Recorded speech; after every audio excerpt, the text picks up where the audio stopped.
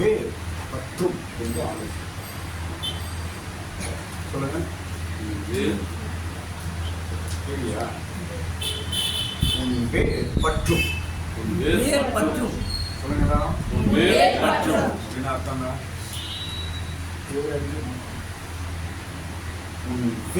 பற்றும் அப்படின்னு அர்த்தம் தான். பூமிக்குள்ள நல்லா அழகா பிடிக்கும். உன் வேர் பிடிக்கும். ஒரு செடியின் நடம் அது துருத்து வரும்போது என்ன சொல்றோம் நம்ம? வேர் பிடிச்சிச்சு அப்படின்னு. என்ன சொல்றோம் நம்ம? என்ன சொல்லுவோம்? மேல தெரியும். மேல துளிர் வந்த உடனே என்ன சொல்ற? அதை பார்த்து செடியை பார்த்து நம்ம வேர் பிடிச்சிச்சு. நீங்க ஆண்டவர் சொல்ற உன் வேர் பற்றும் என்று உன் வேர் பிடிக்கும் என்று ஆண்டவர் சொல்ற.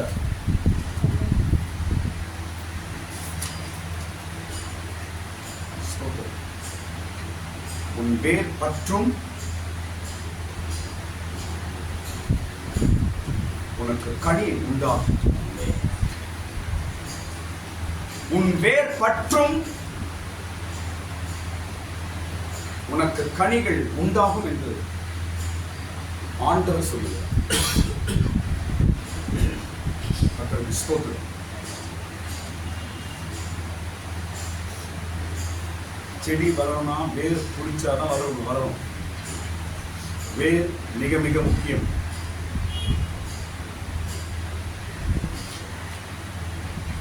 வேர் என்பது கீழே, கனி என்பது மேலே. கனி வரம்பு நம்ம சொல்றோம், வேர் பிடிச்சிச்சுன்னு சொல்றோம். மேல கனியையும் பழத்தையும் பூக்களையும் நாம் பார்க்கும்போது என்ன சொல்றோம்? இந்த செடிக்கு வேர் பிடித்து விட்டது. சீக்கிரத்தில் அநேகர் உன்னிடத்துல கனியை பார்க்க போகிறார். உனக்கு வேர் பிடித்து விட்டது, உன் வேர் ஸ்திரமாய் விட்டது என்று அநேகர் சொல்ல போகிறார். ஆமென்.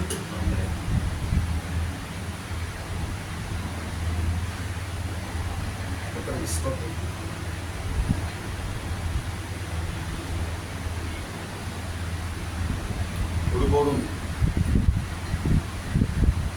நீ காய்ந்து போக ஆண்டவர் விடவே மாட்டார். நீ தான் சரி, உன்னை நட்டவர் நாளுகிற நட்டவன் நாங்கள் சினிமா பாடலாம் கேட்கறது எல்லாருக்கும் பக்தியில் நீங்களாம் கிறிஸ்டினா சினிமா பாடலாம் பாட மாட்டீங்க. நட்டவன் தண்ணீர் நட்டவன் சொல்லுங்க. நட்டவன் அவன், நடப்பட்ட செடி நீ காய்ந்து போகாமல் இந்த பூமியில உயிரோடு இருக்கும்படி அவன் தண்ணீரை ஊற்றுவான். அவர்தான் ஆண்டவர். ஸ்தோத்திரம். இந்த காலையில பசுத்த ஆவியான ஒரே வார்த்தை சொல்லுகிறார், உன் வேர் பற்றும் என்று சொல்லுகிறார்.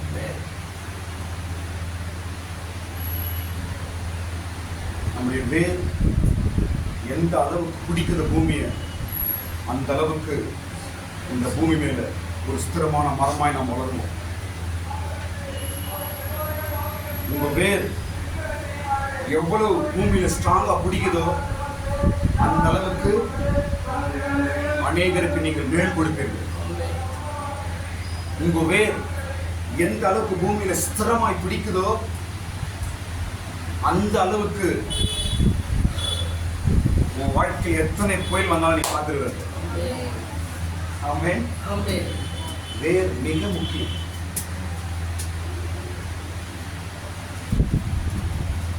உன் வேர் பற்றும், என் வேர் பற்றும். எல்லாம் சொல்லுங்க. அப்படி சொல்லுங்க. பற்றும் என்றால் பிடிக்கும். அடையார் ஆலமான கேள்விப்பட்டிருக்கீங்களா? பல வருஷங்களா, நூற்றாண்டுகள் 100 வருஷங்களா இருக்கிற மரம் பார்த்துருக்கீங்களா? காரணம் என்ன? அந்த அளவுக்கு வேறு ஸ்ட்ராங்கு. வேறு ஸ்ட்ராங்கா இருந்தா அது கஜா போயில குஜா போயில எந்த போயில பார்த்து வந்த மரம்.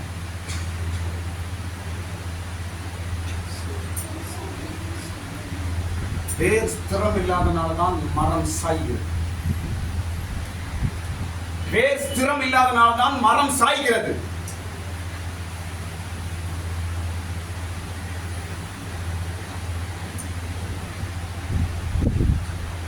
உன் வேர் பற்றும்.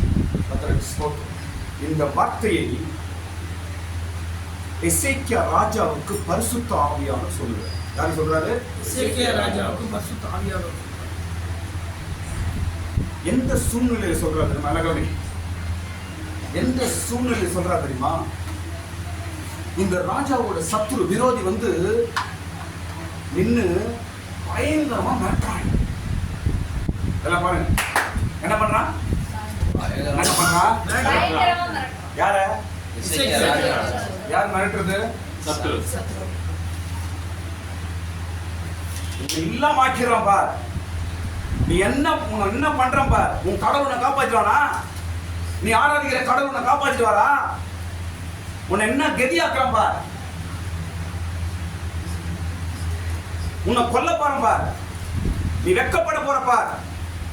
உன்னை என் கையிலிருந்து யாரும் காப்பாற்ற முடியாது. நான் யார் தெரியுமா?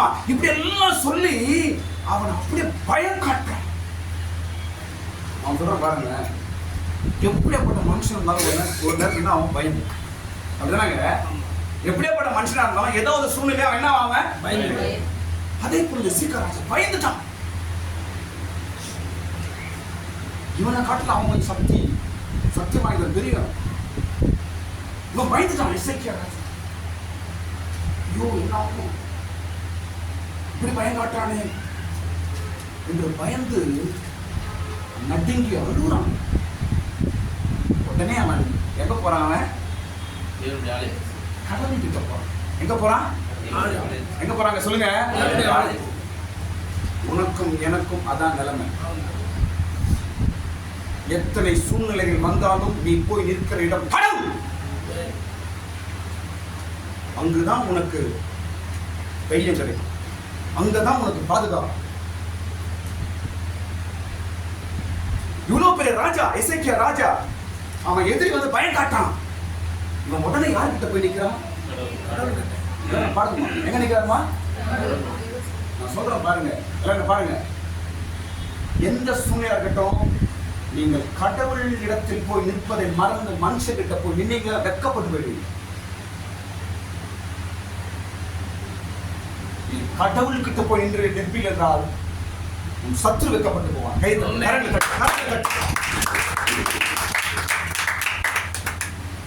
இவன் போய் ஆண்டவர் இடத்துல கண்ணீர் விட்டு ஜெபம் பண்றான். இயேசு கடவுளே, எனக்கு யாரும் இல்லப்பா. இந்த விரோதி இப்படி என்ன பயம் காட்டுறான். எனக்கு சக்தி இல்ல அவனை ஜெயிக்கிறதுக்கு. அவன்கிட்ட யுத்தம் பண்றது என்கிட்ட சக்தி இல்லப்பா என்று இந்த எசேக்கியா ராஜா அழுது புலம்புறான்.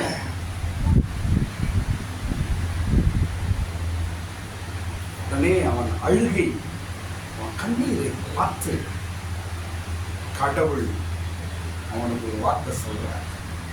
2 ராஜாக்கள் 19ஆம் அதிகாரம். 2 ராஜாக்கள் 19ஆம் அதிகாரம் 30ஆம் வசனத்துல அருமையான ஒரு வார்த்தை அவனுக்கு சொல்லப்படுகிறது. 2 ராஜாக்கள் யூதா வம்சத்தாரில் 2 ராஜாக்கள் 19ஆம் அதிகாரம் 30ஆம் வசனம் படிங்க. யூதா வம்சத்தாரில் தப்பி மீண்டிருக்கிறவர்கள் மறுபடியும் கீழே வேர் பற்றி மேலே கனி கொடுப்பார்கள்.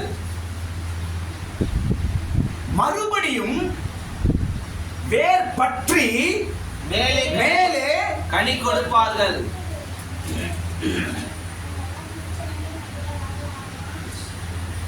அவன் சொல்லிட்டா, அவன் மிரட்டினா நீ எல்லாம் போயிடுவியா? அவன் சொல்லிட்டா நீ அழிஞ்சு போயிடுவியா? அவன் உன்னை மிரட்டினா நீ இல்லாம ஆயிடுவியா? அவன் சாபம் விட்டா நீ ஒண்ணு இல்லாம போயிடுவியா? யார் சொன்னது? வேர் பற்றும். ஆண்டவர் எசேக்கியாவுக்கு சொல்றார். அந்த வார்த்தை தான் இன்னைக்கு உங்களுக்கு சொல்றார். யாரை பார்த்து பயப்படுறீங்க? எதை பார்த்து பயப்படுற? இன்னைக்கு எதை பார்த்து பயந்து கொண்டிருக்கிறார்? சாத்தான் மிரட்டுவான்.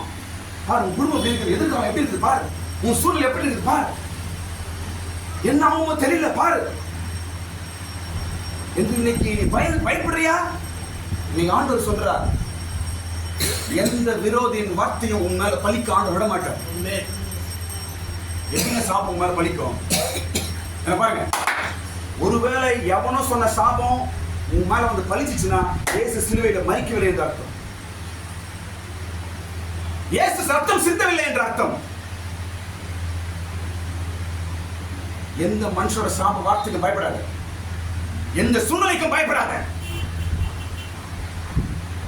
எந்த கஷ்டத்தை பார்த்தும் பயப்படாத. உனக்கு ஒரு ஆதரவு இருக்கிறது, அந்த ஆதரவு உன்னை தூக்கி நிறுத்தும். அது யார்? தேவன். அவர்தான் இயேசு. இப்படி அந்த ராஜா கலங்கி, ஐயோ பயப்படும் போது அவனுக்கு ஒரு வார்த்தை, கடவுளை வார்த்தை அவனுக்கு கிடைக்குது. என்ன சொல்ற? நீந்தி இருக்கிறவர்கள் மறுபடியும் வேர் பற்றி கனி கொடுப்பார்கள். ஏன் கேட்கல? மறுபடியும் வேர் பற்றும். சொல்லுங்க, சத்தமா சொல்லுங்க, சத்தமா சொல்லுங்க. யாரா அவங்க ஆட்டி விட்டாங்களா? மரத்தை வாட்டி ஆட்டி விட்டா அந்த வேர் என்ன ஆகும்? இந்த மரம் காஞ்சி போனது என்ன பண்ணுவாங்க? அதை ஆட்டி விட்டுருவாங்க. யாரும் ஆட்டி விட்டுருக்காங்களா? உன் வேர் காஞ்சி போனன்னு சொல்லி ஸ்தோத்திரம். இன்னைக்கு ஆண்டவர் பேசுகிறார், மறுபடியும் உன் வேர் பற்றும், மறுபடியும் உன் வேர் பிடிக்கும், மறுபடியும் உன் வேர் பூமிக்குள்ளே தாழ்ந்து போகும், ஆழத்துல போகும்.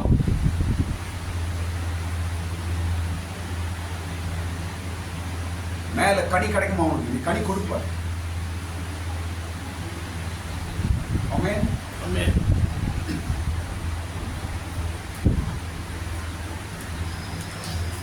இந்த எசேக்கியா ராஜா கிட்ட வேர் பிடிக்கும் என்று சொல்றார். அதே போல தாவீதை குறித்து சொல்லும் போதும் வேர் என்று சொல்லுகிறார். இவங்க வாழ்க்கைலாம் பாருங்க, யூதா ஜனங்க ஒரு கூட்டத்தார் ஒண்ணுமே இல்லாம போயிடுவாங்க நினைச்சாங்க. வேர் பிடிச்சி அவங்க மரணம் வாழ்ந்துட்டாங்க. தாவீதை பத்தி பார்க்கிறோம், சவுல் அவனை கொல்லணும், இல்லாம ஆக்கிடணும், அவன் சந்ததி இருக்கக்கூடாது, தாவீது என்ற பேரே இருக்கக்கூடாது என்று பயங்கர பிரயாசப்பட்டான். ஆனால் வேர் பாய்ந்து அவன் மரமாய் வளர்ந்தான். இன்னைக்கு இதே வரதான் உருகும். யார் சொன்னது நீ விழுவ, கெட்டு போவ, நீ காய்ந்து போவ என்று யார் சொன்னது? இன்னைக்கு ஆண்டவர் சொல்லுகிறார், உன் வேர் பற்றும். நீ வேர், உன் மரத்தின் வேர் பிடிக்கும், உன் வாழ்க்கையின் வேர் பிடிக்கும். எந்த ஆட்டம் வந்தாலும் உன் வேற ஒண்ணும் பண்ண முடியாது. ஆமென் சொல்லு. ஆமென்.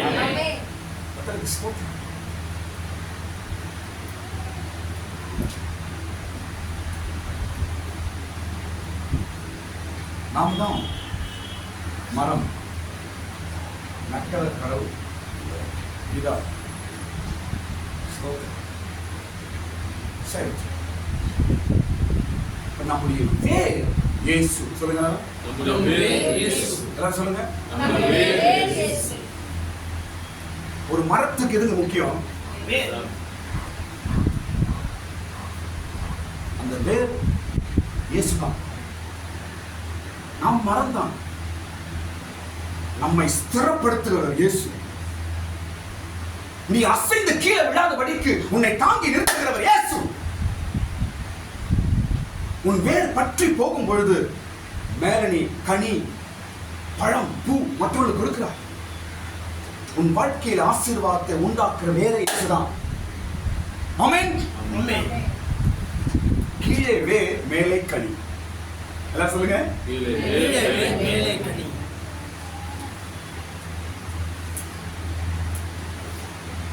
வேர் கண்ணுக்கு தெரியாது, கனியோ கண்ணுக்கு தெரியும். ஆமென். மறுபடியும் சொல்ல கவனிங்க. வேர் கண்ணுக்கு தெரியாது, ஆனா அந்த மரத்துல இருக்கிற பழம் கண்ணுக்கு தெரியும். அதான் நம்முடைய வாழ்க்கையின் ஆசீர்வாதம்.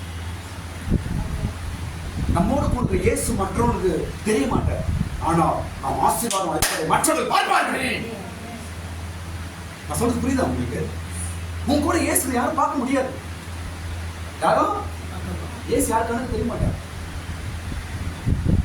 அதனால இயேசு இல்லைன்ற அர்த்தமா? இயேசு இல்லை, உங்க கூட இயேசுல இல்லை, நான் இயேசு பார்க்கவே இல்லையே, உங்க கூட இயேசு இல்லை என்ற அர்த்தமா? வேர் கண்ணுக்கு தெரியாதனால வேறு இல்லை என்ற அர்த்தமா? வேறு கண்ணுக்கு தெரியாது, ஆனால் மரத்தின் பலமே வேறுதான். ஆமென். இயேசு உன் வாழ்க்கையில் இருப்பது கண்ணுக்கு மற்றவர்கள் யாருக்கும் தெரியாது, ஆனால் உன்னுடைய பலமே அவர்தான். எந்த அளவுக்கு உன் வேர் ஸ்திரமாவதோ அந்த அளவுக்கு உன் மரத்துல பழம், நிழல், பூ எல்லாம் வெளியே தெரியும்.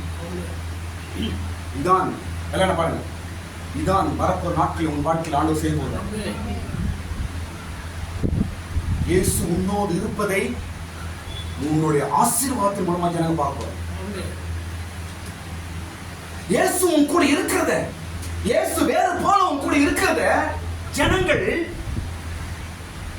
உன் வீட்டிலும் உன் பிள்ளைகள் வாழ்க்கையிலும் உன் குடும்பத்திலும் நடக்க போற அந்த கனி, அந்த ஆசீர்வாதம், அதன் மூலமா இயேசு உன் கூட இருக்கிறார் என்று ஜனங்கள் சொல்ல போகிறார். சோதரிங்களாங்க? ஆமென். சத்தமா ஆமென் சொல்லுங்க. ஆமென். நம்முடைய வேர் இயேசு. நானே தாவீதின் வேர்.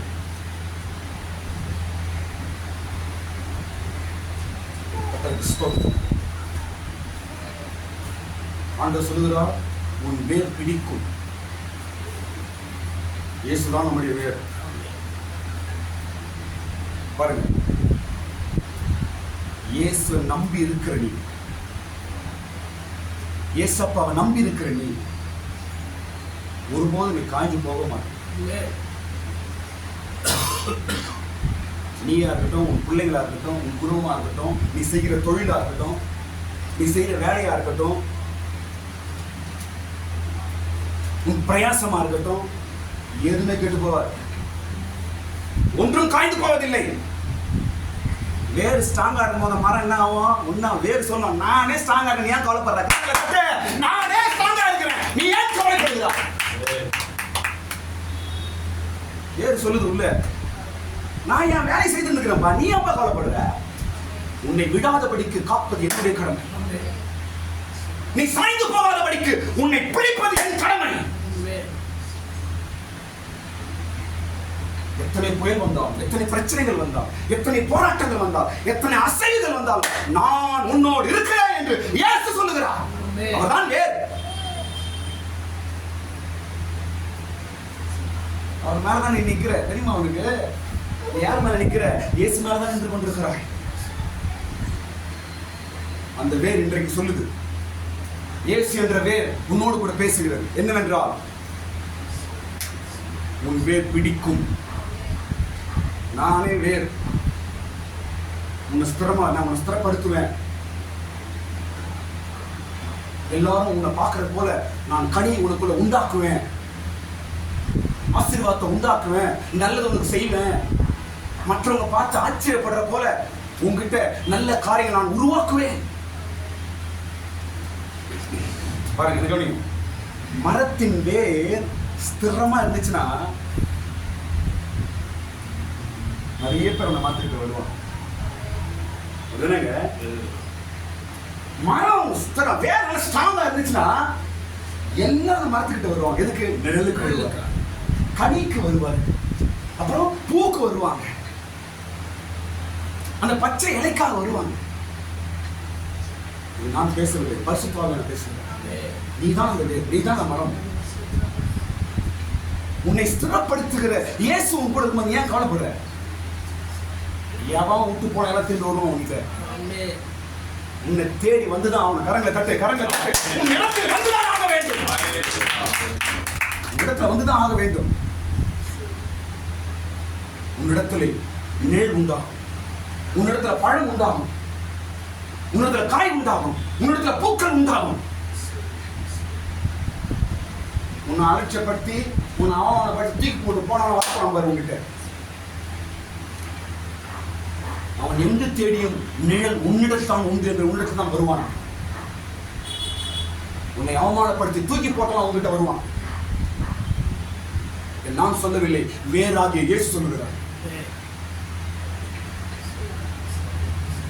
ஆமென். என் வேறே இயேசு தான். நான் எப்படி பட்டு போயிடுவேன்? நீ பட்டு போவேன்னு யார் சொல்லணும்? வேறு தான் சொல்லணும். மரம் பட்டு போறதுக்கு காரணம் எதுங்க? சத்தமா பேசுங்க. வேறு தான் சொல்லணும் நீ பட்டு போன சொல்லி. வேறே சொல்லுது நான் உயிரோட தான் இருக்கிறேன், நீ எப்படி சாவ என்று கேக்குது. வேறு உயிரோட மரம் பட்டு போகுமா? நோ. வேறு பச்சையா இருக்கும் பொழுது மரம் எப்படி காய்ந்து போகும்? நோ. இயேசு உன் வாழ்க்கையில் உயிரோடு இருக்கிறார். இயேசு உன் கூட உயிரோடு இருக்கிறார். நீ தான் மரம், உன் கிளைகள் தான் உன் குடும்பம், உன் கிளைகள் தான் உன் பிள்ளைகள்.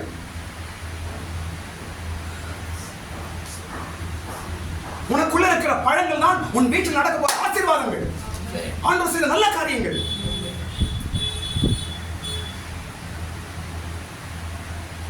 உன் வேர் பற்றும் உன்னில் கனி உண்டாகும் என்று ஆண்டவர் சொல்லுகிறார். கவலைப்பட தைரியமா போய் இன்னைக்கு கலங்காத.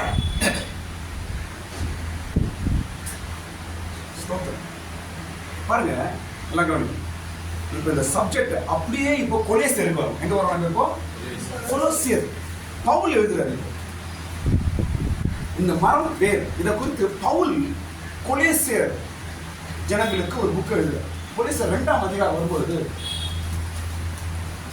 நீங்கள் அவருக்குள் வேர் பற்றி மேலே நீங்கள் கட்டப்படுவீர்கள். சூப்பர் வசனம். படி பாப்பா. கொலோசியர் 2ஆம் அதிகாரம் எல்லாரும் கொலோசியர் 2ஆம் அதிகாரம் 6ஆம் வசனம் படிங்க.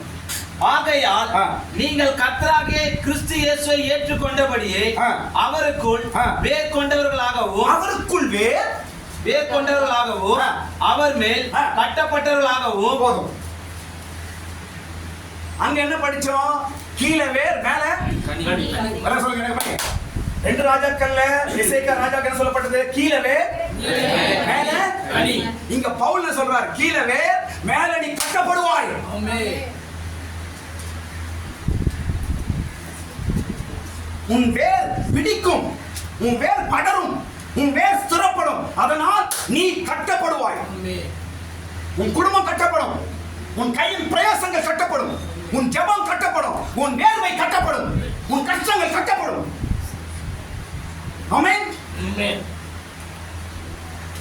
கீழே வேறு மேல கட்டப்படும். எல்லாம் சொல்லுங்க. எல்லாம் சொல்லுங்க. நான் கட்டப்படுவேன். எல்லாம் சொல்லுங்க. நீ சொல்றதுல இச்சு போடலாமா? நான் கட்டப்படுவேன். சொல்லுங்க. நான் கட்டப்படுவேன். சொல்ற வார்த்தை சாத்தான் மென்டலா ஓடினோம். இவன் என்ன பேசுறாங்க புரியல, ஓடினோம். கீழே வேர் மேல கட்டப்படும். பவுல் சொல்றார். ஸ்தோத்திரம். உன் குடும்பம் கட்டப்படும். ஆண்டவர் சொல்றார். ஏன் சொல்றார்? கீழே வேர் இருக்கும்போது உன் வீடு கட்டப்படும். கீழே வேர் இருக்கும்போது உன் பிள்ளைகள் கட்டப்படுவார்கள். கீழே வேர் இருக்கும்போது உன் வீடு கட்டப்படும், உன் பிரயாசம் கட்டப்படும். ஒன்னும் கெட்டு போகாது.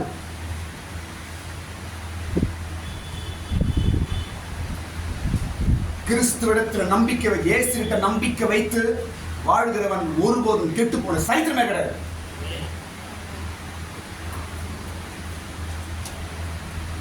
பைபிள் சொல்லுது, நான் ஏசாப்பாவே நம்பி இருந்தேன், கெட்டு நாரி போயிட்டேன். எங்கேயா கேட்டுருக்கீங்களா? இதுவரைக்கும் நான் கேட்டது. நான் ஏசாப்பாவை நம்பினேன், அவர் என்னை உயர்த்தினால்தான் கேள்விப்பட்டேன். என் ஏசப்பா கிட்ட என் கஷ்டத்தை சொன்னேன், அவர் எனக்கு உதவி செய்தார் நான் கேள்விப்பட்டிருக்கிறேன். கீழே வேர் மேல கட்டப்படுவது. சரி, எல்லாம் கவனி. இப்போ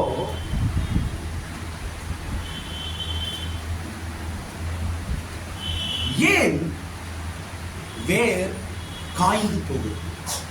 எல்லாம் சொல்லுங்க. ஏன் வேர் காய்ந்து போகுது? ஏன் சில சூழ்நிலையில் வேர், மரத்தின் வேர் ஏன் காஞ்சி போகுது என்று பார்க்கும்போது இயேசு சொல்றார், அந்த வேர் ஆழத்தில் போகாததுனால காஞ்சி போகுது. எது காஞ்சி போதா? ஆழத்தில் போகாததுனால. மார்க்கு சுவிசேஷம் மார்க்கு சுவிசேஷம் 4ஆம் அதிகாரம் 5-6 வசனம் சீக்கிரம் படிங்க. மார்க்கு சுவிசேஷம் 4ஆம் அதிகாரம் 5-6 வசனம் படிங்க. சில விதை அதிக மண்ணில்லாத கற்பாறை நிலத்தில் விழுந்தது. அதற்கு ஆழமான மண்ணில்லாததினாலே சீக்கிரத்திலே முளைத்தது. வெயில் ஏறின பொழுதோ தீர்ந்து போய் வேறில்லாமையினால் உலர்ந்து போயிற்று.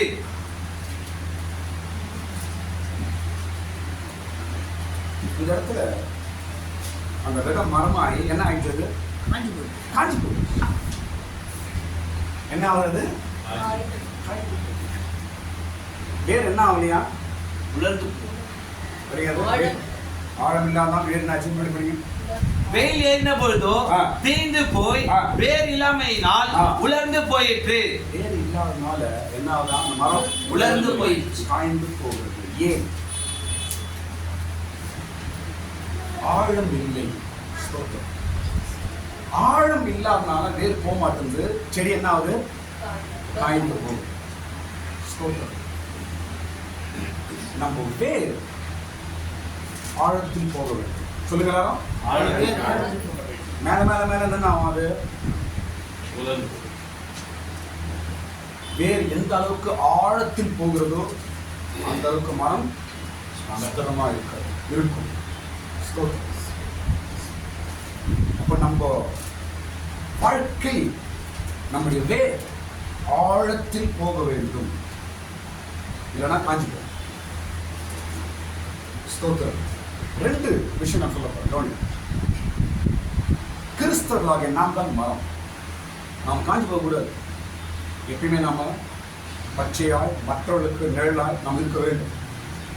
ஸ்தோத்திரம். அப்போ வேர் ஆழத்தில் போக வேண்டும். ஆழத்தில் போவதற்கு 2 விஷயங்கள் நமக்கு தேவை. எத்தனை விஷயங்கள்? எத்தனை விஷயங்கள்? நம்பர் 1, ஆழமான சத்தியங்களை நீங்கள் கேட்க வேண்டும். அப்போதான் உங்க வேர் உள்ள போகும். சொல்லுங்க. சத்தியத்தை நல்லா கேட்கணும். ஆழமான சத்தியங்களை கேட்கணும். மேல மேல மேல மேல மேல சும்மா காலங்காலமா இருக்கும். ஆனா மேல மேல தான் கேட்டுருக்கும். ஏசப்பா ஆசீர்வதிப்பார், ஏசப்பா சுகமாக்குவாரு. நீங்க மேல மேல மேல கேட்டீங்கன்னா உங்க வேர் என்ன பண்ணும்? மேலதான் இருக்கும். அவ பிரச்சனைகள் வரும்போது அந்த வேர் என்ன ஆயிடும்? வெயில் வரும்போது வேர் என்ன ஆகுது? ஆழமான சத்தியங்கள் நம்முடைய வேரை ஆழத்தில் கொண்டு போகிறது. இன்னைக்கு கிறிஸ்தவர்களுக்கு ஆழமான சத்தியம் வேண்டாம். அதனால்தான் பிரச்சனைகள் வெயில் வரும்பொழுது அநேக கிறிஸ்தவர்களால் நிற்க முடியல. சோதனைகள் வரும்போது என்ன செய்ய முடியல? அவங்களால நிற்க முடியல. பரீட்சைகள் வரும்போது நிற்க முடியல. ஒரு மரம் என்ன பாருங்க, ஒரு மரம் ஸ்ட்ராங்கா நிக்கணும்னா பல புயல் காத்து அந்த மரம் சந்திச்சா தான் அந்த மரம் ஸ்ட்ராங்கா நிற்கும். எந்த அளவுக்கு இப்படி ஆடுதோ அந்த அளவுக்கு வேறு உள்ள, எந்த அளவுக்கு இப்படி ஆடுதோ அந்த அளவுக்கு வேறு.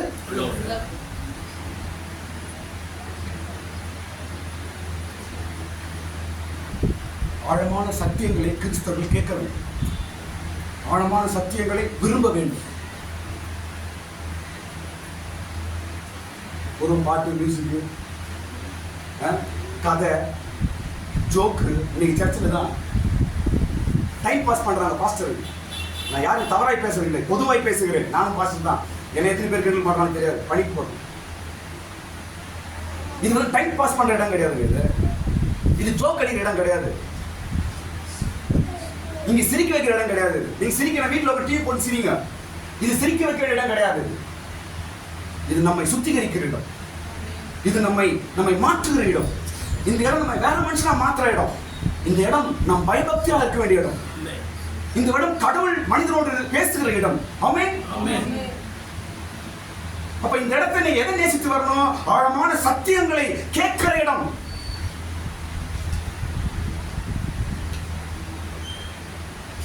நீ சர்ச்சுக்கு போனா பாஸ்டர் ஒரே ஜோக் எனக்கு பாஸ்டர் ரொம்ப சிரிக்க வைப்பார். சிச்சிலேயே போய் நடந்து வேர் உள்ள போவாது. நீ சிரிச்சுனே இருப்ப. அடுத்தது உன் வாழ்க்கையில ஏதாவது வெயில் அடிச்சு வச்சுக்க, காஞ்சி போயிடும். நீயும் காஞ்சி போயிடும், உன் பாஸ்டர் காஞ்சி போயிடுவார். ஆழமான சத்தியங்கள் வேண்டும். இயேசு என்ன சொல்றாரு? படகை ஆழத்திலே போடு, வலையை ஆழத்திலே போடு. ஆழம் மிக முக்கியம். ஒரு மரம் ஸ்திரமாய் நிற்க வேண்டும் என்றால் வேறு ஆழத்தில் போக வேண்டும். நீ கேட்கிற சத்தியம் உன்னை ஆழத்திலே கொண்டு போகும். நீ கேட்கிற வசனம் உன்னை ஆழத்திலே கொண்டு போக வேண்டும். அதனால்தான் இந்த சத்தியத்திற்கு ஆழமான சத்தியங்கள் என்று பேர். என்ன சத்தியம் பேர் இருக்கு?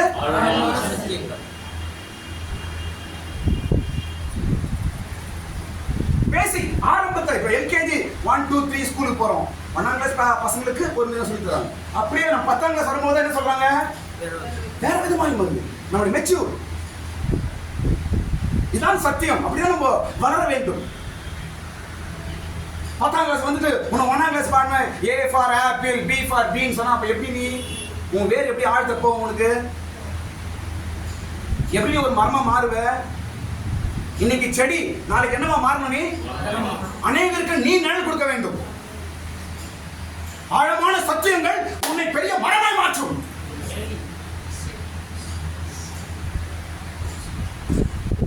இரண்டாவது, வேர் ஆழத்தில் போக வேண்டும் என்றால் நம் வாழ்க்கையில் வருகிற கஷ்டங்கள் சோதனைகளை நாம் சகிக்க வேண்டும். சொல்லுங்க எல்லாரும். வாழ்க்கையில வரும் கஷ்டங்கள் என்ன பண்ணோம்? சகிக்கணும், தாங்கணும். அப்பதான் நீ ஆழத்தில் போக முடியும். ஒருத்தர் ஒன்று சொல்லக்கூடாது. அப்படியே பூகம் போல வெடிக்கிறது. எப்படி நீ ஆழத்தில் போவ? ஒரு காத்தாச்சா புஷன் ஆயிடுவே, நீ காணாம போயிடுவே. நீ இன்னைக்கு ஒரு வார்த்தை சொல்லக்கூடாது, கொஞ்சம் திட்டிட கூடாது, கொஞ்சம் கடிந்து பேச கூடாது. உடனே கோவம், உடனே கோச்சிக்கிறது, உடனே. நான் சொல்றேன் பாருங்க, இந்த மரணம் ரொம்ப நாள் நிக்காது உங்களுக்கு. யாராலும் சரி, நானாலும் சரி, எப்பவுமே நம்முடைய வாழ்க்கையில, குடும்பத்துல, தனிப்பட்ட விஷயத்துல நம்மளுக்கு பிரச்சனைகள் சோதனைகள் வருகிறது என்றால் தாங்க சகிக்க பழகணும். அது யார் மூலமா வரட்டும். ஏசப்பா சித்தம் இல்லாம உங்க வாழ்க்கையில ஒண்ணு நடக்க நம்புறீங்களாங்க? நான் சொல்றது கவனிங்க. என்ன ஏசப்பா சித்தம் இல்லாம ஒண்ணுமே உங்க வாழ்க்கையில வர்றது அப்படிதானங்க? ஒரு நிந்தை வருகிறது, ஒரு அவமானம் வருது ஒரு மனுஷன் மூலமா. அப்ப யார் மூலமா வருது? கடவுளை அனுமதிக்கிறார். அப்படி எடு. ஏன் உடனே அவங்கள குறை சொல்ற? ஏன் அவங்க மேல நீ கோவப்படுற? ஏன் அவங்கள நீ பகைக்கிற? ஏன் உன் வேற ஆழத்துல போவாது. இயேசு பாடுகளை சகித்தார். சொல்லுங்க எல்லாரும். இயேசு பாடுகளை சகித்தார். புருஷன் ஒன்னு சொன்னா உடனே கொண்டாடி டாட்டு புடி எதிர்க்கூடாது. நீங்க சகிக்க பழக வேண்டும், பொறுமையா இருக்க பழக வேண்டும், தாங்க பழகணும். அப்பதான் நீங்க உங்க வேர் ஆழத்துல போய் உங்க மனம் ஸ்திரமாய் மாறும்.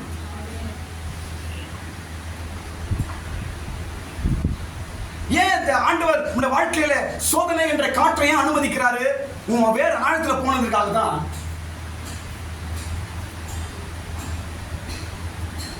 பாருங்க, கிறிஸ்தவ வாழ்க்கை என்பது எல்லாரும் பாருங்க, கிறிஸ்தவ வாழ்க்கை என்பது 2 தண்டவாளம் போல. 2 நாள் ஒரு தடவை ரயில் போகுமா?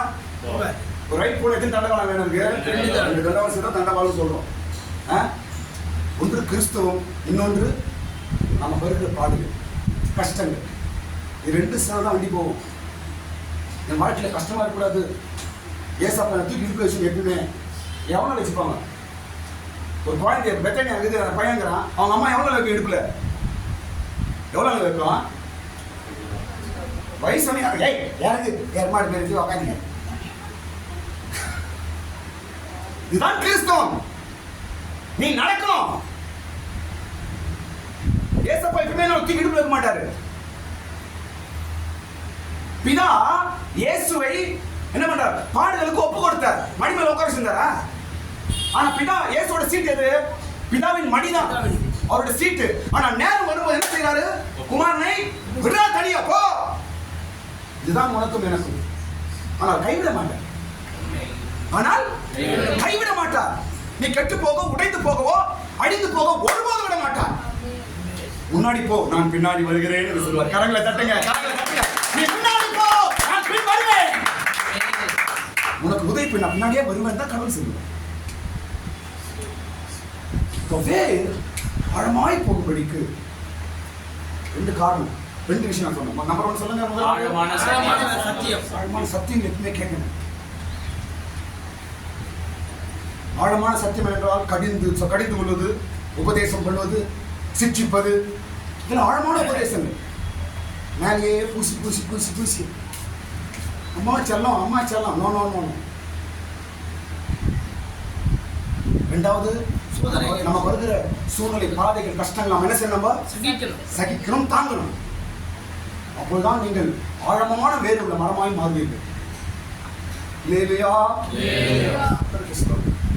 அடுத்து இன்னொரு விஷயம் சொல்லுங்க. நோடி,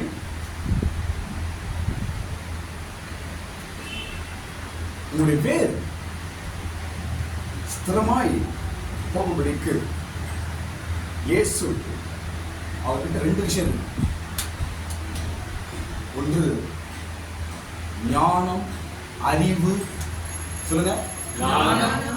கொலோசியர் 2ஆம் அதிகாரம் எந்த வசனம் படிக்கிறாங்க? 3ஆம் வசனம் படிங்க. கொலோசியர் 2ஆம் அதிகாரம் 3ஆம் வசனம் படிக்கும்போது படிங்க. அவருக்குள் ஞானம், அறிவு என்பவைகளாகிய பொக்கிஷங்கள் எல்லாம் அடங்கி இருக்கிறது. அது கீழே தான் சொல்றாரு, நீங்கள் அவருக்குள் வேர் பாய்ந்து சொல்றாரு. அப்போ நாம் வேர் பாய்ந்து ஸ்திரப்பான்படிக்கு இயேசு கிட்ட 2 விஷயம். ஒன்று ஞானம், இன்னொன்று அறிவு.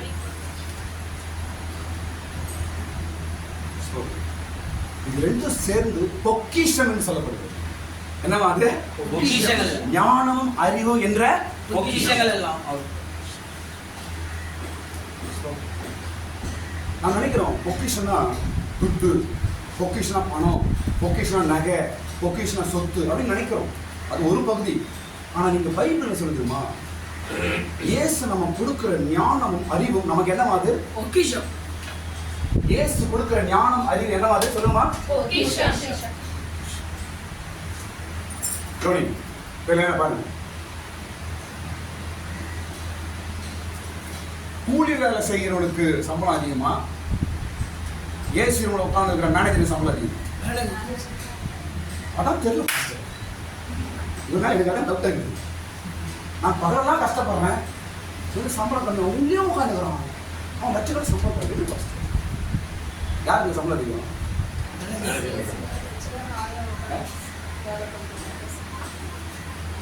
மாடு மாதிரி உழைக்கிறான், தூக்குறான், மண்ணு தூக்குறான், கட்டுறான். அவங்களோட மாசம் 5000 ரூபாய். உள்ள ஏசி ரூம்ல உட்காந்துங்க, இப்படி பண்ண சொல்லு, அப்படி பண்ண சொல்லு, இப்படி கம்ப்யூட்டர் கை விரல் தான் ஆட்டுவது. அவர் மாசம் 1 லட்சம். எங்க போய் சொல்றது? அப்படி இருந்தா கவனிங்க, எது பணத்தை கொடுக்கிறது? ஞானம், அறிவு. அதெல்லாம் இயேசு தராதான். நீ மாடு மாதிரி கஷ்டப்பட்டு சம்பாதிக்க வேண்டிய காரியம் அல்ல. நான் உனக்கு பொக்கிஷத்தை உண்டாக்குற அறிவு நான் தர உனக்கு என்றார். சூப்பர்ல இது. ஆமென்.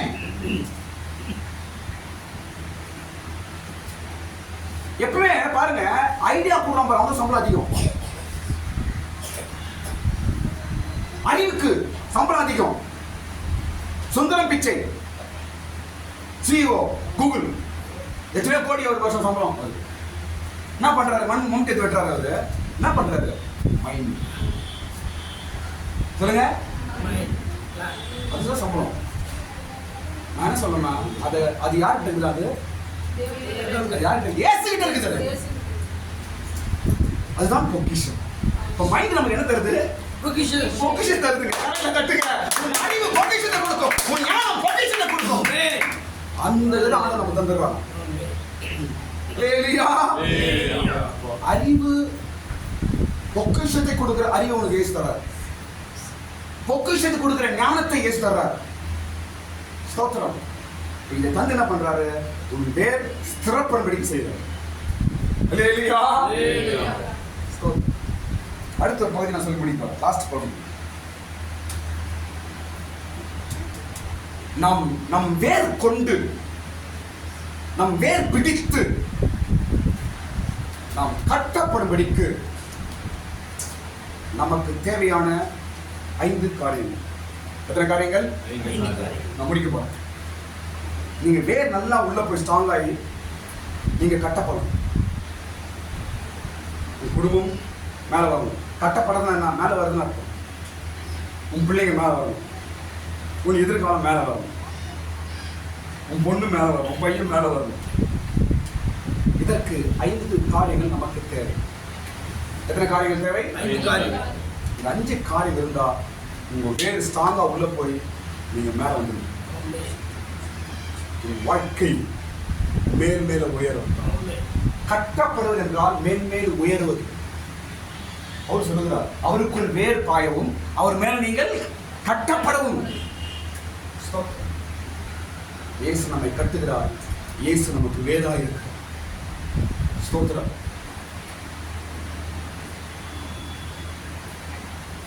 வரப்போற நாள்ல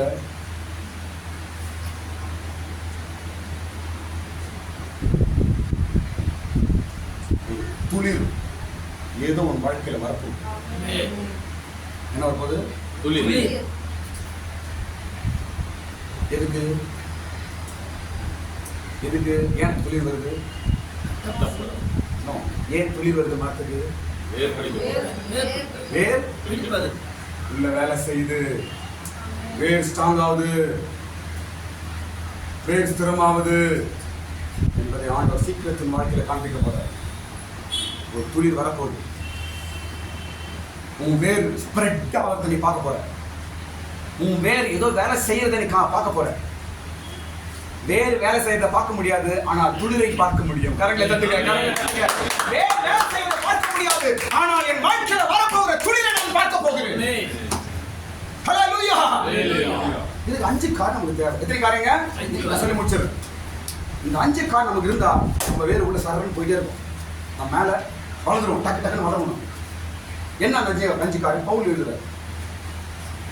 என்ன 5 காரியம்? முதல் காரியம் கொலோசியர் 2ஆம் அதிகாரம் தான் இருக்குது.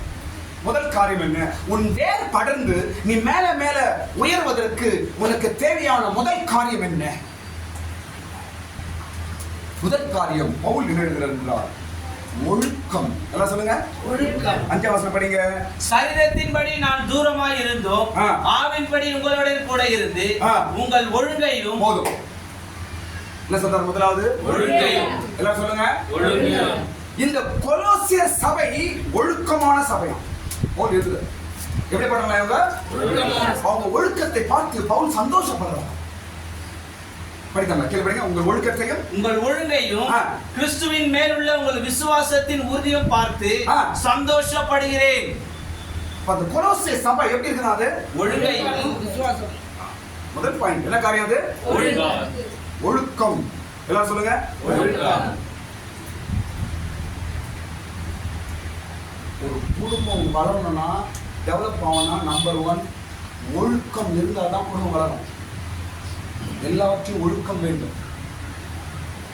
இங்கிலீஷ் நிறைய வார்த்தை டிசிப்ளின் சொல்லுவோம், ஆர்டர் அப்படின்னா சொல்றோம். இது பல விஷயம் சொல்லுவோம். முதல் காரியம் என்ன? ஒழுக்கம். ஒழுக்கம். ஒழுக்கம் இருக்கிற இடம் வேர் பாயும். ஒழுக்கம் இருக்கிற இடத்துல வேர் என்னவா? வேர் பிடிக்கும். வேர் பாயும். மரம் என்னவா? வளரும். மரமாகிய நீ வளருவாய். மரமாகிய உன் குடும்பம் வளரும். மரமாகிய உன் பிள்ளைகள் வளருவார்கள். ஆமென். முதலாவது காரியம் என்ன சொல்லுங்க பாப்போம்? ஒழுக்கம். பிள்ளைகளுக்கு நீங்க ஒழுக்கம் சொல்லி கொடுத்தா வளர்க்கணும். நீங்க பிள்ளைங்க ஒழுக்கம் இல்லாம வளர்த்தீங்க, அவங்களுடைய வளர்ச்சி மிகவும் அடிவாங்க. என்ன ஒழுக்கம்? குடும்ப ஜெபம் ஒழுக்கம், வேதம் வாசிப்பு ஒழுக்கம், காலையில எழுமணும் ஒழுக்கம், படுக்கும்போது ஜெபம் பண்ணணும் ஒழுக்கம். என்னங்க ஒழுக்கம் இல்லாத ஒரு குடும்பம் எப்படிங்க வளரும்? கொலோசி சபை ஒழுக்கமா இருந்துச்சு. பிள்ளைங்களுக்கு ஒழுக்கம் நீங்க சொல்லி தரணும். ஸ்கூலுக்கு அனுப்புறோம், ஸ்கூல் என்ன சொல்லி தராங்க? காலையில யூனிஃபார்மோட வரணும். என்ன சொல்றாங்க? அப்புறம் டைமுக்கு உள்ள வரணும். அதுக்கப்புறம் பிரேயருக்கு லைன்ல நிக்கணும். டீச்சர் வந்தா என்ன பண்ணணும் உங்களுக்கு விஷ் பண்ணணும். ஹெட்மிஸ்டர் வந்தா சேர்ல இருந்து எழுதி நிக்கணும். இதெல்லாம் என்ன கேட்கலாம்? ஒழுக்கம். இதுதான் சபை. கிறிஸ்தவம் இது தேவை. ஒழுக்கம் இருக்கிற இடத்துல தான் டெவலப்மெண்ட் இருக்கும்.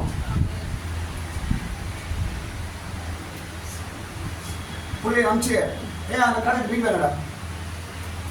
யாருங்க? ஒழுக்கமான அப்பா. என்ன புள்ளிய வீடு வேணடா. அவன் வரும்போது 2 பாக்கெட் வச்சு இது வீடு கொடுக்கலாம். நான் ஒழுக்கமான குடும்பம் அப்படியே டெவலப் ஆயிடும். அப்படியே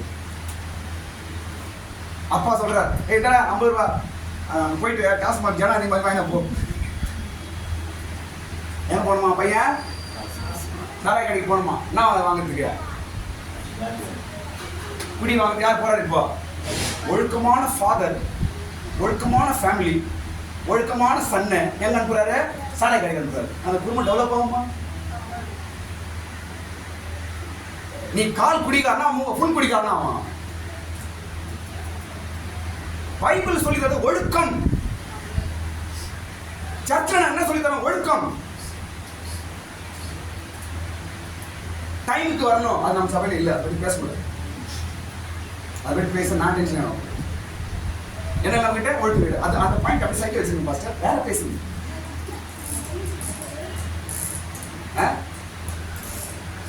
எப்படிங்க டெவலப்மெண்ட்? வேற எப்படி பாயம்? வீட்டுல போய் கொலுசு 2ஆம் அதிகாரம் படிச்சு பாருங்க. கொலுசு சபைக்கு பவுல் இருக்கிற காரியம். ஒழுக்கம் மிக முக்கியம். உங்க பிள்ளைகளுக்கு எந்த அளவுக்கு நீங்க ஒழுக்கம் சொல்லி கொடுத்து வளர்க்கிறீங்களோ அந்த அளவுக்கு உங்க பிள்ளைகள் நாளைக்கு நீ எதிர்பார்க்கிற காட்டிலும் மேல நிற்பாங்க. கவனிங்க, ஆந்திராவில் ஒரு பிரசவம் பண்ணிக்கிறேன். பிள்ளைங்களுக்கு கல்வி பெருகும்படிக்கு ஒரு வார்த்தை பைபிள் இருக்கு. கல்வி கல்வினா கல்வின்னு பைபிள் கல்வின்னு வார்த்தை தெரியுமா? இங்கிலீஷ்ல எஜுகேஷன். உதடுகளின் மதுரம் கல்வியை பெருக பண்ணும். நீதிமொழி இருக்கு. மறுபடி சொல்லுங்க, சொல்லுங்க. இது எல்லா வீட்டிலும் நீ சொல்லிக் கொடுக்க போயிட்டு அவன் இந்துஸா இருக்கட்டும் யாருனா இருக்கட்டும் பைபிள் இந்த வசனத்தை அவங்களுக்கு சொல்லிக் கொடுக்கும். உங்க பிள்ளைங்க எஜுகேஷன் டெவலப் ஆகணுமா? இந்த வசனம் படிங்க. இங்கிலீஷ்ல எஜுகேஷன் இருக்கு.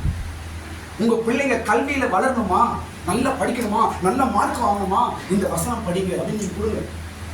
பைபிள் போடு. பைபிள் ஒரு மதம் மாத்திரம் என் தப்பு சொல்லிருக்கிறேன். ஒழுக்கம் நல்ல காரியங்கள் பைபிள் எழுதிருக்குது. ஒரு மனுஷன் எப்படி வாழணும், ஒரு ராஜா எப்படி ஆளுங்க செய்யணும், ஒரு சாதாரண மனுஷன் எப்படி இருக்கணும், எல்லாம் தான் பைபிள் எழுதிருக்குது. நல்ல காரியங்கள் எழுதிருக்குது பைபிள்ல. அப்ப பிள்ளைங்க நல்லா படிக்கணும்னா என்ன செய்யணும்? பைபிள் எழுதிருக்குதுங்க. உதடுகளில் எல்லாரும் சொல்லுங்க.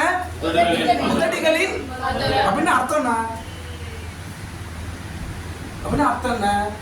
நல்ல வார்த்தைகளை பேசும் உதடு. சொல்லுங்க. நான் சுருக்கமா சொல்றேன். என்ன பாருங்க, உங்க பிள்ளைங்க நல்லா படிச்சு மார்க் வாங்கணும்னா அவங்க வாயில நல்ல வார்த்தைகளை நீங்க சொல்லி கொடுத்தீங்கன்னா நல்லா படிச்சு மார்க் வாங்குவாங்க. இதுதான் பைபிள் சொல்லு.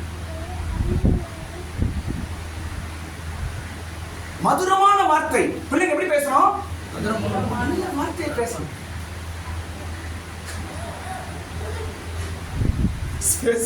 பேஸ்புக்ல அடிக்கடி வந்து நான் பார்ப்பேன். அவங்க அப்பா எங்க இருக்கிறாரு? புள்ள தமிழ் பையன் போன் அடிக்கிறான் அவங்க அப்பாவுக்கு. எப்பா எங்கப்பா இருக்கிற? அவர் எங்கேயும் சுடுகாட்டில் பேசிக்கிறாரு போது. எங்கப்பா இருக்கிற? நான் சுடுகாட்டில் இருக்கிறேன்டா. டேய் என்னடா சுடுகாட்டில் இருக்கிற? அப்பா புள்ள திருறான் பொண்ணு. டேய் கெட்டவாதி சொல்லு திட்டு பையா எங்கடா சுடுகாட்டில்? டேய் அது அவங்க அப்பா சரி வை நான் வரேன்.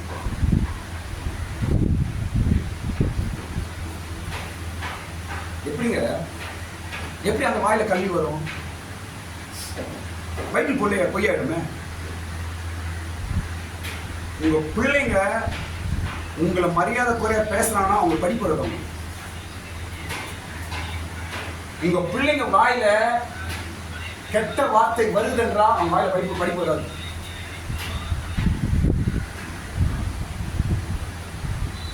புள்ள வந்து அப்பட கெட்ட வார்த்தை திட்டுவான்.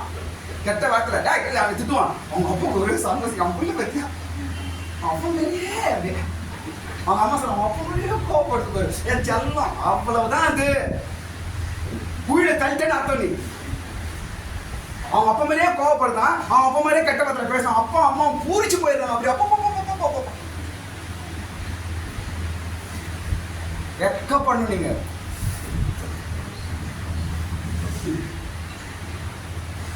ஒழுக்கம் எல்லாம் சொல்லுங்க உன் வேர் பாய்ந்து உன் மரம் வளர்ச்சி அடைய வேண்டும் என்றால் முதல் காரியம் ஒழுக்கம். வீட்டுல டிசிப்ளினா இருக்கணும். எல்லாமே கரெக்ட் டைம்ல பண்ணணும். எழும்பணும், சாப்பிடணும், வேலைக்கு போகணும், இல்ல ஸ்கூலுக்கு போகணும், காலேஜ் போகணும், சாப்பிடணும், மறுபடியும் படுக்கிற எல்லாம் ஒரு சிஸ்டமேட்டிக் ஒழுக்கா இருக்கணும்.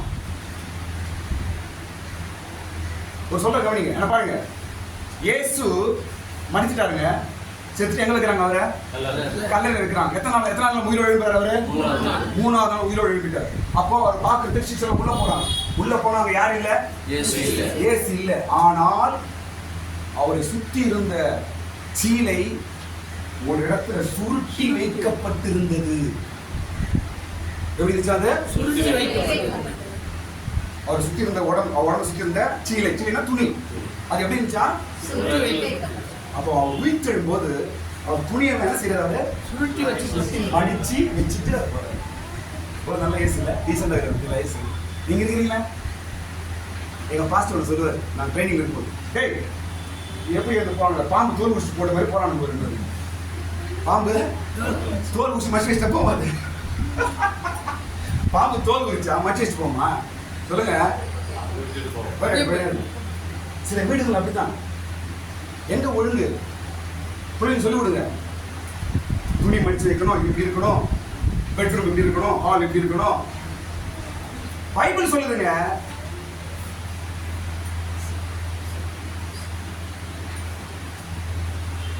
கிறிஸ்தவர்கள் நாம் யார் நாமும் சொல்லிக் கொடுக்க கூடாது. ஏன்னா ஆல்ரெடி பைபிள் மேல சொல்லி தருது நமக்கு. மற்றவங்க சொல்றாங்க நம்ம வச்சுக்க கூடாது. நம்ம சில இடத்துல பாருங்க, சில விஷயத்துல உலக மனுஷன் சொல்ற நான் கேட்டுக்கிறேன், உங்க பைபிள் தான் சொல்லுது அப்படின்னு கேட்பான். சில இடத்துல கேட்டிருக்கீங்களா நீங்க? ஒரு கிறிஸ்தவனுக்கு ஏதோ சண்டை பிரச்சனை உடனே மனுஷன் என்ன சொல்றான், உங்க பைபிள் இதான் உங்களுக்கு சொல்லி தருதா அப்படின்றான். அப்ப எங்க வரான் பாயிண்ட்? அவன் இதுவும் ஜாக்கிரதையா இருக்க வேண்டும். இன்றைக்கு நாம் எல்லாம் நம்ம வேர் பற்றி நாம் டெவலப் ஆகும். நம் வேர் பற்றி நாம் கனி கொடுக்கிற மரங்களாய் மாற வேண்டும். வேர் உள்ள போனோம், வேர் ஸ்திரமாக வேண்டும். வேர் என்றால் யாரு? சொல்லுங்க. அவர் படர்ந்து உன் வாழ்க்கையில உன் குடும்பம் நல்ல டெவலப் ஆகி நல்ல ஸ்ட்ராங் ஆகும்னா, நீங்க சொல்றேன் பாருங்க, டிசிப்ளின் ஒழுங்கு உங்க வீட்டில் இருக்கணும். கணவன் மனைவிக்குள்ள பிள்ளைகளுக்குள்ள ஒழுங்கு மிக முக்கியம். ஒழுங்கற்ற குடும்பம் நீ இன்னாதான் கஷ்டப்பட்டாலும் நீ டெவலப்மெண்ட் கண்ணால பார்க்க முடியாது. இரண்டாவது காரியம்,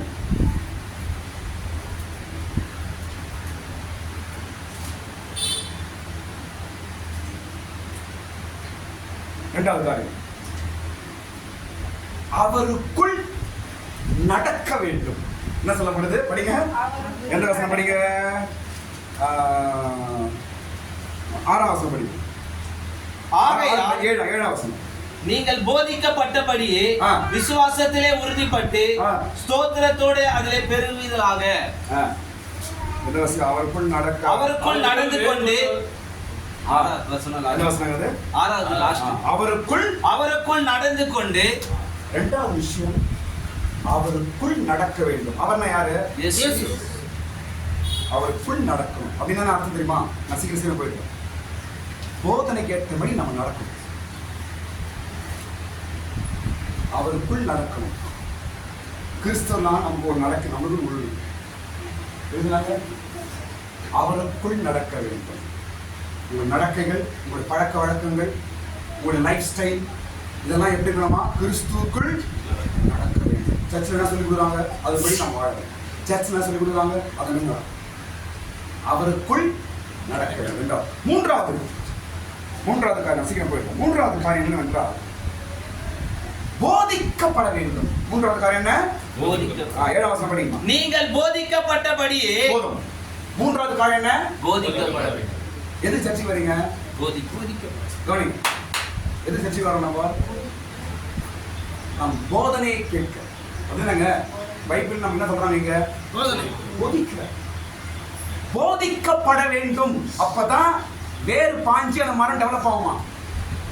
போதனை மிக முக்கியம். போதிக்கப்பட வேண்டும். இப்ப நான் என்ன பண்றேன் உங்களுக்கு? எதை பத்தி? இது வேணும். பிள்ளைகள் எதுக்கு ஸ்கூல் அனுப்புறோம்? அவங்க வாழ்க்கையில வளரும் படிக்கு. அதனால அவங்க என்ன செய்யப்படுது? போதிக்கப்படும். அவங்க சிலபஸ் வேற. நான் உங்களுக்கு பைபிளை போதிக்கிறேன். அவங்க என்ன பண்றாங்க? அவங்களுக்கு வேற சப்ஜெக்ட் வச்சு அவங்க என்ன பண்றாங்க? பிள்ளைகளுக்கு போதிக்கிறார்கள். போதனை மிக முக்கியங்க. ஒருத்தன் கெட்டு போறதுக்கும் போதனை தேவைப்படுது. ஒருத்தன் நல்லவனா மார்க்கும் போதனை தேவைப்படுது. தீவிரவாதிகள் கூட்டணும் உட்கார என்ன பண்றாங்க? தீவிரவாதிகளை தயார் பண்ண என்ன பண்றாங்க? இனிமேல் உட்கார வச்சு பேசுவாங்க. என்ன பண்றாங்க? மைண்ட பிரெயின் வாஷ் பண்றாங்க. நம்ம சொல்றோம் என்ன பண்றாங்க? அவங்களுக்கு அவன் போதிக்கிறான். அப்போ நாமும் கூட நம் வேர் ஸ்ட்ராங்காகி நாம் டெவலப் வரும் படிக்க நம்ம என்ன தேவை? போதனை தேவை. ஞாயிற்றுக்கிழமை வந்து நம்ம பிரசங்கம் கேட்கணும். பைபிள் என்ன சொல்றாங்கன்னு கேட்கணும். நான் அநேகருக்கு சொல்லுவேன், இந்து ஜனங்களாம் சொல்லுவேன், சர்ச்சுக்கு போங்க நான் சொல்ல மாட்டேன். ஒரு அரை மணி நேரம் போய் அங்கே என்ன சொல்றாங்க கேட்டு வாங்கன்னு சொல்லுவேன். வேற ஒன்றும் அவங்களுக்கு நம்ம சொல்லக்கூடாது. போயிட்டு சர்ச்சில் என்ன சொல்றாங்க, பைபிள் என்ன சொல்றாங்க, ஒரு 10 நிமிஷம் நீ கேட்டு வாங்க அப்படின்னு சொல்லுவோம். அவ்வளவுதான். இந்த போதனை அவனுடைய வேர் பாயசு. இந்த போதனை அவன் வேரை பிடிக்க செய்யும். இந்த போதனை அவனை அவனை நிழல் கொடுக்கிற மரமாய் மாற்றும். இந்த போதனை அவனை கட்டும். சொல்லுங்க, நீங்கள் போதிக்கப்பட்டபடியே பவுல் எழுதுறாங்க. போதனை மிக முக்கியம். பசங்களாம் நம்ம சின்ன குழந்தை பசங்களாம் விட்டுருங்க. இப்படி பசங்க நம்ம சொன்னோம், பைபிள்லாம் சொன்னாங்க. இன்னைக்கு என்ன போதிச்சா பாஸ்டர் என்ன பசங்க பண்ணாரு நீங்க கேட்கணும். போதனையை அவர்கள் கேட்கும்படி நீங்க வளர்க்கணும். பாஸ்டர் என்ன பசங்க பண்ணாரு, எந்த வசனம் சொன்னாரு, இன்னைக்கு என்ன சொன்னாரு என்பதை அவங்க நீங்க கேட்கணும். அந்த போதனையை கேட்கிற ஒரு மைண்ட் செட்டப் அவங்க உண்டாகணும். அவங்க நம்ம உட்காந்து கேட்க என்ன சொல்றாங்க, என்ன பேசுறாங்க, அதிகமா நம்ம கேட்கணுமா? பைபிள் சொல்லுது அதிகமா என்ன செய்யணும்? நம்ம கேட்க வேண்டும். கேட்கணும் தான் விசுவாசம் உண்டாகுமா? எந்த அளவுக்கு நம்ம போதனையை கேட்கிறோமோ அந்த அளவுக்கு நமக்கு என்ன உண்டாகும்? நமக்கு நம்பிக்கை உண்டாகும். வாழ்க்கை இயேசு மேல நம்பிக்கை உண்டாகும். கடவுள் மேல நம்பிக்கை உண்டாகும். போதனை நமக்கு மிக முக்கியம். நம்பர் 1 ஒழுக்கம். 2வது அவருக்குள் நம்ம என்ன செய்யணும்? நடக்கணும். நடக்கணும். 3வது போதிக்கப்பட வேண்டும். 4வது விசுவாசத்தில் உறுதி. என்ன வேண்டும்? விசுவாசத்தில் உறுதிப்பட்டு. அதே 7ஆம் வசனம் படிக்கிறோம். விசுவாசத்தில் உறுதி நமக்கு. இதெல்லாம் எழுதுற பவுல் எழுதுறாரு. வேர் பாயும்படிக்காக பவுல் எழுதுறாரு. நீங்கள் கிறிஸ்துவுக்குள் வேர் பாய்ந்து உன் வேர் பற்றும் என்று ஆண்டவர் என்னை பேசுற வார்த்தை. உன் வேர் பிடிக்கும். நான் உன்னை நட்டுகிறேன். எப்படி வேர் பிடிக்காம போயிடாது? நான் உன்னை நட்டவன். நானே உன்னை நட்டு வைத்திருக்கிற தேவன் கடவுள். எப்படி வேர் பிடிக்காம போகும்படி நான் செய்வேன்? உன் வேர் பிடிக்கும், உன் வேர் பற்றும். வேர் பிடிச்சிச்சுன்னா மரத்துக்கு உயிர் வந்துச்சுன்னு அர்த்தம். கரங்களை தட்டு, கரங்களை தட்டு. வேர் பிடித்தது என்றால் மரத்துக்கு உயிர் வந்து விட்டது. திரும்ப வேர் பிடிக்கும் என்ன சொல்லப்படுது? அப்படின்னா இசைக்க ராஜாக்கு அங்க கடவுள்ல சொல்றாங்க, மறுபடியும் மறுபடியும் வேர் பிடிக்கும். டக்குன்னு தர பைபிள் வசனம் தர. மறுபடியும் மறுபடியும் வேர் பற்றும். டக்கு டக்கு டக்கு டக்கு எடுக்கணும். அப்படியே யூதா வம்சத்தார் தப்பி மீந்திருக்கிறார். மறுபடியும் கீழே வேர் பற்றி மேலே. மறுபடியும் வேர் பற்றும். எல்லாரும் சொல்லுங்க. மறுபடியும் வேர் பற்றும். ஒருவேளை ஒரு முறை கீழே விழுந்துட்ட, ஒரு முறை சோதனை வந்துச்சு, ஒரு முறை பிரச்சனை வந்துச்சு என்று கலங்கி நிற்காத. இன்னைக்கு ஏசப்பா ஒரு வார்த்தை கொடுக்கிறார். மறுபடியும் சொல்லுங்க, சொல்லுங்க, மறுபடியும் பற்றும் என்று சொல்லுங்க. 4வது காரியம் விசுவாசத்தில் உறுதி. விசுவாசத்துல உறுதியா உறுதியா செய்வா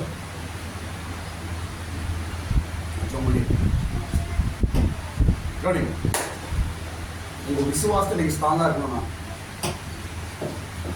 கடவுள் மேல நம்பிக்கை வச்சிருக்கிறேன். நான் கடவுள் மேல நம்பிக்கை வச்சிருக்கேன். அந்த நம்பிக்கை நான் விட்ட கூட ஸ்ட்ராங்கா இருக்கணும்னா உங்களுக்கு ஒரே ஒரு க்ளூ, ஒரே ஒரு வழி. எந்த காரியத்து மேல நீ நம்பிக்கை வச்சுக்கிறோ அந்த காரியத்துக்காக 1 மணி நேரமா நீ ஜோம் பண்ணணும். என்ன பண்ணா? ஏதோ ஒரு விஷயம், சில வீடு கட்டணும், ஏதோ ஒரு காரியம், இது மேல ஆண்டவரை நம்பிக்கை வச்சிருக்கேன்.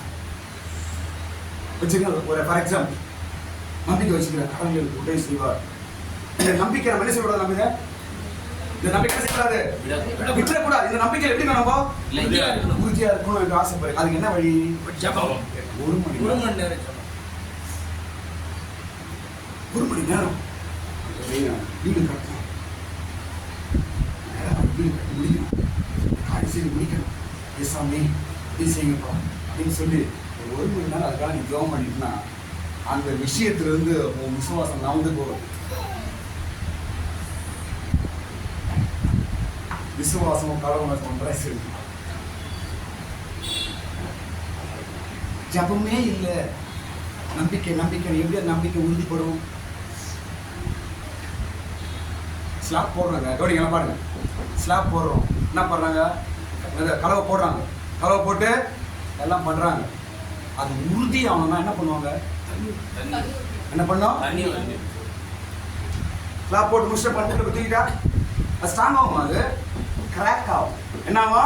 வெடிப்பு விடும். அதுக்கு என்ன பண்ணணுமா? தண்ணி ஊற்றணும். அதான் ஜெபம். ஏதோ ஒரு விஷயத்துல நம்பிக்கை வச்சிருக்க கடவுள் மேல, இவங்க பிள்ளைங்க குறித்தோ ஏதோ குறித்து நீ நம்பிக்கை வச்சிருக்கிற, அந்த நம்பிக்கை ஸ்திரப்படும்படிக்கு அதுக்காக ஒரு 1/2 மணி நேரம் ஜெபம் பண்ணு. உங்க பிள்ளைங்க வாழ்க்கையா இருக்கட்டும், உங்க பிள்ளைங்க விவாகமா இருக்கட்டும், வீடு கட்டுறதா இருக்கட்டும், கடன் பிரச்சனை நீங்கிறதா இருக்கட்டும், தொழிலா இருக்கட்டும், ஏதாவது இருக்கட்டும், உன் நம்பிக்கை உறுதியாகும்படிக்கு ஜெபம்.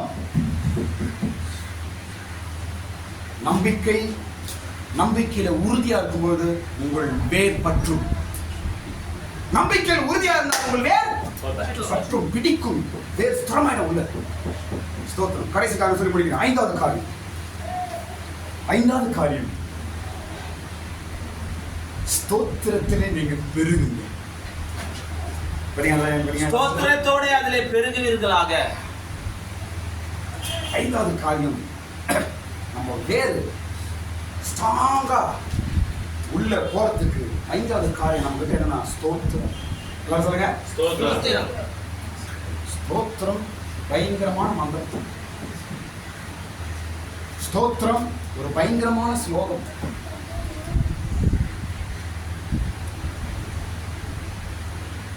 இந்த ஸ்தோத்திரம் சொல்றவங்க என்ன ஆவாங்க? பெருகுவீர்களாக. என்ன ஆவாங்க? ஸ்தோத்திரம் பண்ணுகிறவர் பெருகுவார். ஸ்தோத்திரம் பண்ணுகிறவர் டெவலப் ஆவார்கள். பெருகும், குடும்பம் பெருகும், உன் சம்பாத்தியம் பெருகும், உன் வருமானம் பெருகும், சந்தோஷம் பெருகும், நல்ல காரியம் பெருகும், ஆசீர்வாதம் பெருகும், வீடு நல்லா இருக்கும். ஸ்தோத்திரம் பண்ணும்போது உங்களோட வேர்கள் பாய்கிறது. ஸ்தோத்திரம் பண்ணும்போது உங்களோட வேர்கள் பிடிக்கிறது. ஸ்தோத்திரம் பண்ணும்போது உங்களோட வேர்கள் ஆழத்தில் போகிறது. ஸ்தோத்திரம் பண்ணும்போது உங்களோட வேர்கள் ஸ்திரமாகிறது.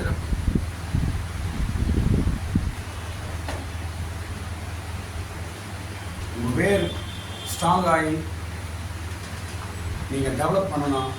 கட்டாயம் வீட்டில் ஸ்தோத்திர சத்தம் கேட்கணும். ஜபம் இல்லாத வீடு கூரை இல்லாத வீடு. ஜபம் இல்லாத வீடு கூரை இல்லாத வீடு. கூரை இல்லாம வாழ முடியுமா? கூரை இல்லாம வாழ முடியாது. அதே போல ஒரு கிறிஸ்தவ குடும்பம் ஜபம் இல்லாம அவங்களால வாழ முடியாது. ஏதோ நல்லா இருக்கிற மாதிரி தெரியும்.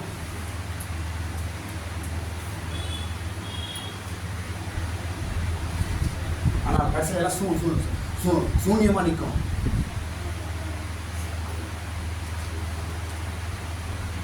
வீட்டில் சோத்திர சத்தம் கேட்க வேண்டும். அதிகாலையில் படுக்கும் பொழுது சிஸ்டர்ஸ் வீட்டில் தனியாக இருக்கிறீங்க, பிள்ளைங்க கணவன் வேலைக்கு பண்ணி தனியாக இருக்கிறீங்க, வேலையை முடிச்சு கொஞ்ச நேரம் ஸ்தோத்திரம்,